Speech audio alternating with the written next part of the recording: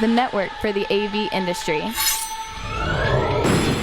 What are you listening to? This is AV. This is AVNation. This is AVNation.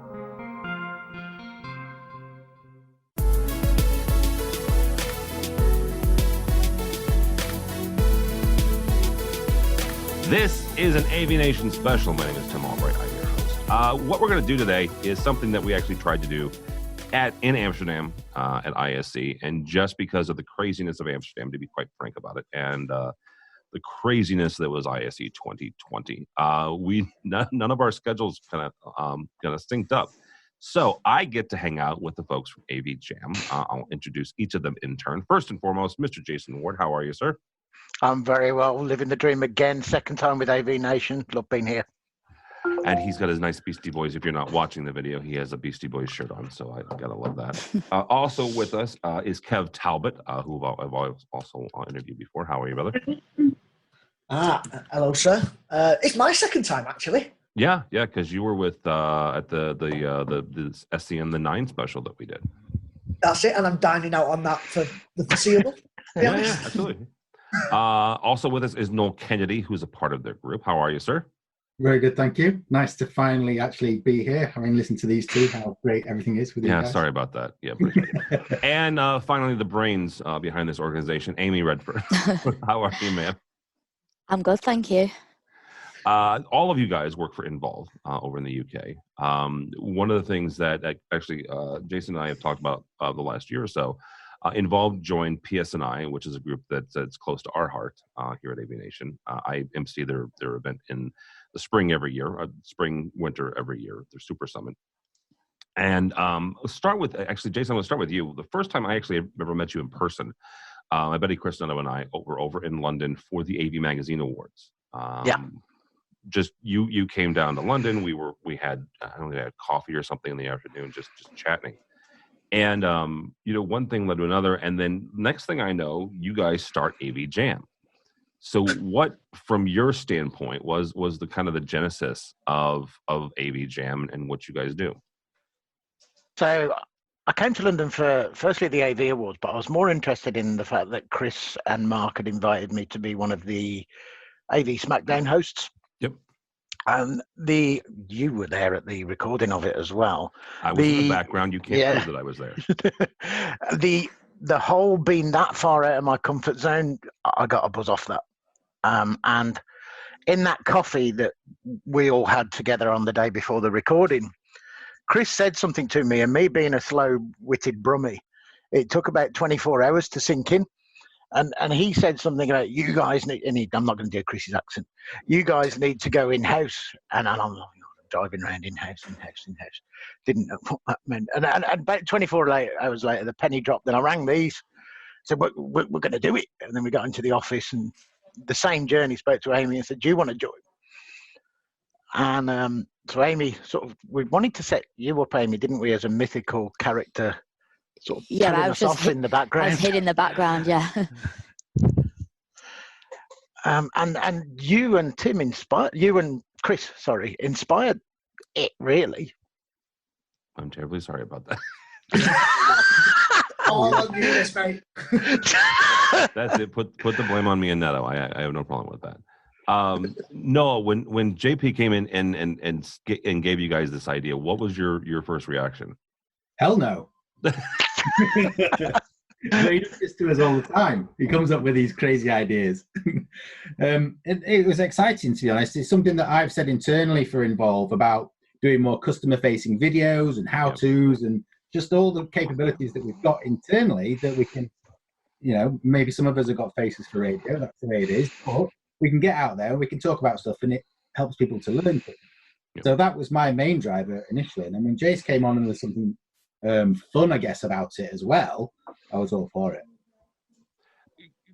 Amy, when they started doing these, and they mentioned the fact that you were the kind of this mythical character. Now, honestly, I would say the last 2 or 3 months, I think, is the first time that they put a face to your name, right?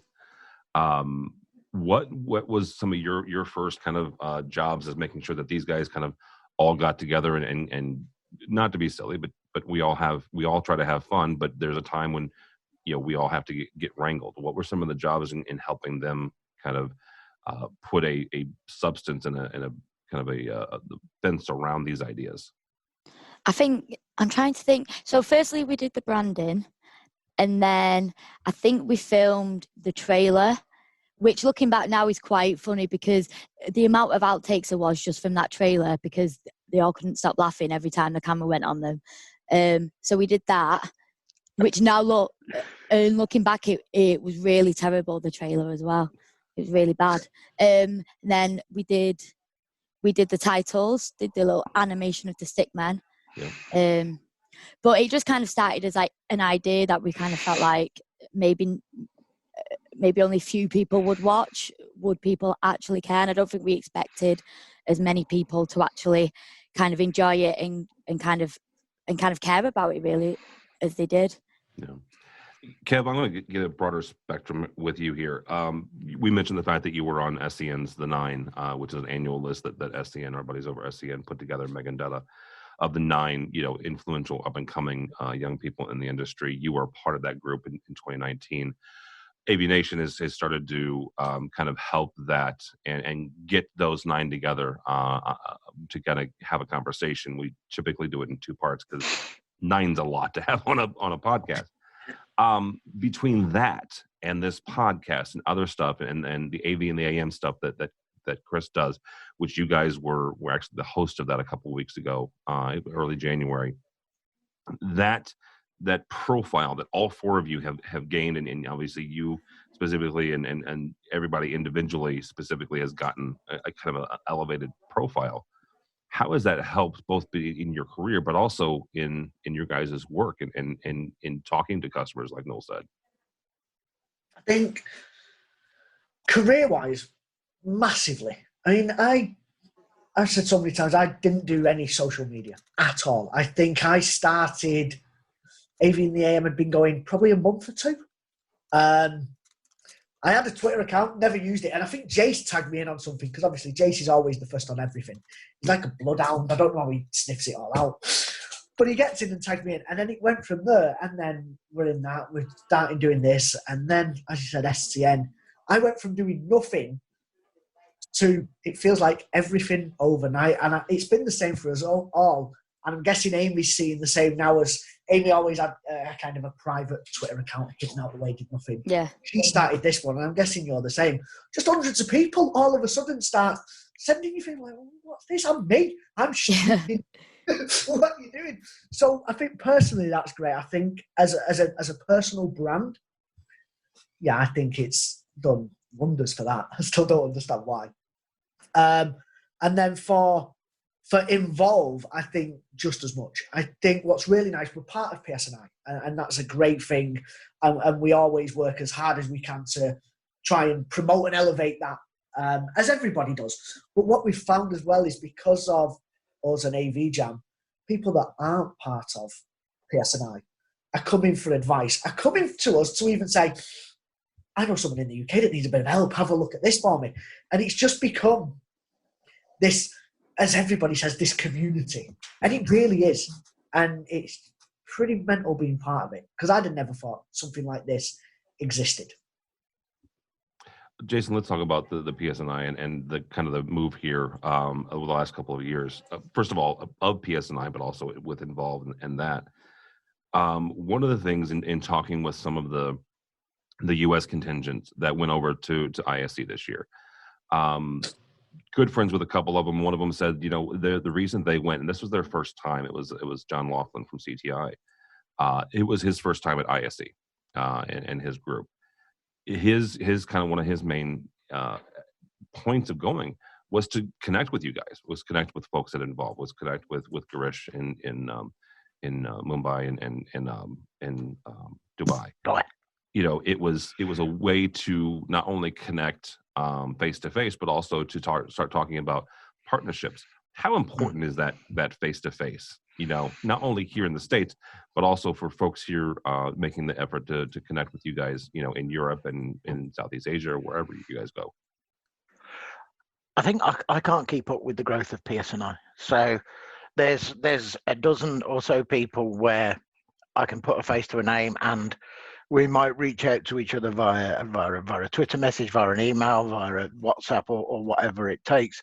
And then there's still about 20 or 30 other people that I haven't even got around to, that want to get around to talking. No, you don't dealt with 4 or 5 guys that I don't know. So we've had to expand outside of just me to engage and grow that PSNI sort of community. Really, if it's just left to me, I was never going to do it. You've got, John's right. One of the best chances is when the community gets together. Last year I gave up InfoComm. Chris Smith had my seat for going to the Atlanta Super Summit where we met again. Yeah. That was great because it's just PSNI and you're not distracted by other show stuff. And particularly enjoyed that. But you can't keep up with the growth. You were with the Polish guys, weren't you? No, Yeah, I've never even spoke to them. To put that into some perspective as well, though, we helped the guys SLX over in Poland via email only with some tasks that they needed to do in Poland. And we did that. And you never really think anything more than that. But come the meeting where I can actually sit down, handshake, and look eye to eye with the guys there's a different sort of relationship and the tone to any email exchange, conversationally, on the phone. It's all different. And it's just come from that one meeting. If we hadn't have had it, we would probably have just carried on serving it in a normal, slow way. But now there's another extra level to it, a more personal level to everything. So from our side of things, absolutely imperative to get out and see as many people as we can. Yeah, absolutely. All right, I'm going to turn the corner a little bit. We mentioned the PSNI event at ISE. Let's talk about ISE for a second. Kev and I were supposed to do an interview sometime, and I get a frantic email. And just for the record, we deleted the email, the interview that we did. We did it, not Kev, so he and I get to do it again. But I get a frantic email on Tuesday morning of ISE, and just to give you context here, ISE is Tuesday through Friday, right? Kev was already supposed to be in town, and frantic email, I think at like 10 or 11 o'clock in the morning, that he had just landed at Schiphol, the airport in Amsterdam, because there were several, let's call it weather events that not only prevented folks from the UK, but also other places from getting in on a timely manner. Our buddy Joe Way, coming from California. I think he got sidetracked to Norway, if I'm not mistaken. Yeah, he did. So, talk about the trek to get there. Yeah, I have no idea why Norway. Talk about the trek to get there, but also, how that impacted the show, both from a positive standpoint and negative standpoint. Oh, crikey. So it was really odd. We get to the airport, as you do, you rock up early, everything's fine, everything's great, you get a bit of breakfast, you get a coffee. And then it comes up on the board, gate, whatever we were at. So he goes to the gate, nothing, no information. So he gets to the gate, we get onto the plane, we sit down, we buckle up. Pilot comes over, welcome aboard, blah, blah, blah, blah, blah. Just so you know, we're going to reverse off, but we're going nowhere for 2.5 hours because it's a bit windy. Hang on a minute. Really? So, okay, well, can we get some food and drink while we wait? Oh, no, we're grounded. We can't serve you anything. Oh, great. So for 2.5 hours, we're sat there, just me and my Rubik's Cube, just trying to pass time. That time that I had, I should have been at the show pretty much for kickoff, for 10 o'clock. Yeah. And that 2 hours before me and you were due to meet, 2.5 hours, that was my time to wander.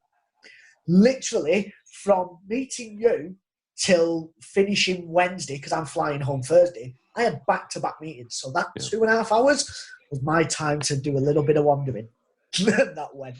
No. So I get to the show, I rush straight to you. I ended up being late anyway. But I had no time to do anything. So the impact on me was massive. And it was mad. Someone asked me, I think it was Megan asked me to do something for SCM magazine, just about first timers going to ISE. And I said, you've always got to go with a plan, because if you expect to see everything, you'll see nothing. Yeah, I absolutely tasted my own medicine at that point, because I saw nothing. Other than the conversations I had that was planned as meetings, I saw nothing. Well, Amy and Amy, a number of you were already there on Monday, right? Because we saw each other at the PSNI event. Talk about the differences between Kevin coming in on Tuesday morning and obviously late, with a number of folks that you did get in early enough to have those connections on Monday, and then being able to get into the show for as long as you needed to on Tuesday and Wednesday. Yeah, so I came in on a Sunday, which was also a windy flight. It took us a couple of times to land. And then we was in a bar, me and Jason, and we couldn't actually leave because it was raining and it was so windy that we actually couldn't leave the bar, could we, to go get food. But, when I come back from the toilet, you'd lined up margaritas and tequilas just to... Yeah. Yeah, well, if we can't eat, we've got to entertain ourselves some way. Absolutely. But, so we were in the show for Tuesday pretty much from the start, got there about 10:30, I think it was. But I did notice, because that was my second time, I did notice there was a lot less people there. But I think as a visitor, I think that was better. I think if there's less people, you probably have a better experience. But probably for the exhibitors, I guess it's worse because there's less people. But it depends. As a some visitor, said, yeah. Yeah, some of them said they had better quality conversations, Yeah. which I'll give them that. They were able to have longer conversations, to be quite frank, and the deeper ones, right? So you don't want to see a drop like that. And just for the record, the drop was roughly 30,000 from 81 to about 52,000 people. But you still, they were able to have longer and deeper conversations. Noel and Jason, let's talk about the next two shows, honestly. Noel, for you guys are making preparations to come to InfoComm in June. It happens in Vegas this year. Why does, and I've asked U.S. North American folks why they go to ISE, why does a group of UK integrators come to InfoComm? I think you'll find it's the exact same answer. Kev and I caught up with, was it Kelly? With Kelly, yeah. Perkins at the end of the show. And she was saying it was great for her coming over to Amsterdam because she had far more time.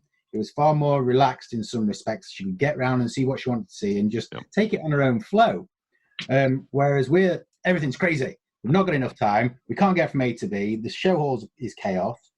So for us, and for Jason, for me, and Kev, when we go, it is a far more, I suppose, it's a bit of a more accurate journey in that we can have the time to get from A to B. We can walk on soft cushioned floors around the halls. It's air conditioned. Now, hang on. That's a fallacy. Those are still concrete. I don't care.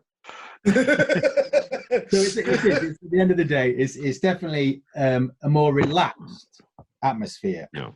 But we can achieve the same sort of goal. Now, I will say, but Biamp had a very nice carpeting this year. They had a very nice squishy. Yeah, they did. That was the nicest of ISE. So, all right, Jason. Then let's talk about ISE 2021. I've said this more times than I can count, honestly, at this point. But this was the last time in Amsterdam. Next year, we're all headed to Barcelona. Does that move change any sort of plans for you guys going from the UK to Amsterdam versus UK to Barcelona? We had friends. You guys had friends that took trains around through the tunnel to get to Amsterdam. Not exactly the same kind of trip to Barcelona. Does that change anything for you guys? I think we're going to change anyway, as involved. Noel and I were talking about it earlier before lunch today. After years and years of doing the show and doing it the way we've done it, we're going to try and take quality over quantity in terms of our own team that go out to the show, not because it moved, just because of experience. I think there's going to be an inevitable drop-off in numbers, regardless. I mean, actually, the 30,000 drop-off will help because there was an inevitability that I think Southern Europe's a smaller market, the travel and various other things. But I've, like you, Tim, have heard of the quality over quantity. I was just talking to one of our suppliers before we got on this call not long ago, and they completely agreed. All of his team, he got them on a call Monday morning, and they all said loved it. Last year was back to back to back to back to back to back. This year was longer, deeper, more meaningful conversations. After years of doing these shows, we've become more wise, and then you become more wise at doing them yourselves, but more wise at telling your team what to do. Back in 5 or plus years ago, you just take someone and trust they do the show right. And can't do that anymore. You've almost got to mentor and guide your team members to do the show right. Otherwise, as Kev said, they're just going to wander around without a clue. So yeah, we're going to change it up next year. I've been tempted. I may well still do it. Sort of blog about, ISE might be changing venue, but my attitude towards the show's changed. And with InfoComm, I personally took about sort of 5 or 6 years off, maybe more, and came back because of PSNI. Yeah. But it's not just PSNI now why InfoComm's good, because of everything Noel said. I won't say it again, but because of everything Noel said, you get a second bite at it from a completely different angle. I may do some talks, some of the seminars and stuff like that, just to get a sit down and listen to some people instead of booth talks. Because you rock up on a booth, and unless they've got UK representation, they don't know who you are, and you normally enter into a crappy conversation at that point. So you come at it differently. You come at it differently, but you're also what you both kind of alluded to here is the fact that you guys aren't expected to have meetings. Kev mentioned the fact that he had back-to-back meetings at ISE because those are your folks, right? Those are the reps that you talk to on a daily basis. In the US, it's not, and the same thing goes for the other way around. Whether that's my buddies at CTI or it's Brock McGinnis. This was his second or third time in a row coming from Canada. You don't have those same types of expectations in your own backyard, right? Your own home court. When you go someplace else, you can have those longer strolls and wonder. So, all right, guys. Well, thank you. I guess we'll let Jason kind of end it on this. Mr. Ward, if somebody wants to watch and listen to AV Jam, how do they do that? We've moved. We're not just video, we're audio now. So look for us in wherever all the podcasts are, Apple, Google, and all the other places. Yep. You can ask Amazon to do it, but Amazon doesn't understand me. Who understands you? What you want about it? At AV Jam UK, we will post every bit of news from there. So most things go out from at AV Jam UK. All right, very good. Thank you all so much. I'll give each of you a chance to plug your social or whatever. Amy, we'll start with you. How do people find you if they want? You can find me on Twitter at Amy Redfern, or if you just go to AV Jam UK, you can find me from there. All right, very good. Mr. Noel, how do people find you? I'm at Noel on Tech on Twitter. All right. Kev? I'm at Kev Talbot, I think. You think? You are. Yeah, you are. I am Anna. I never remember my own. I remember everybody else's. That's one more thing that Amy's there for. So, and Mr. Jason Ward, how do people find you? At JP Ward, Twitter. They're more than anywhere else. All right, very good. Thank you all so much. For us, for AVNation, you can go by our website, avnation.tv. That's avnation.tv. Programs like this. We have 2 weeklies. One's called AV Week. That's what I do. Resi Week's what Matt Scott does. He covers the residential market. Coverage of ISE, coverage of DSE, Digital Signage Expo, comes your way the 1st of April, and then InfoComm in June. All that and more at avnation.tv.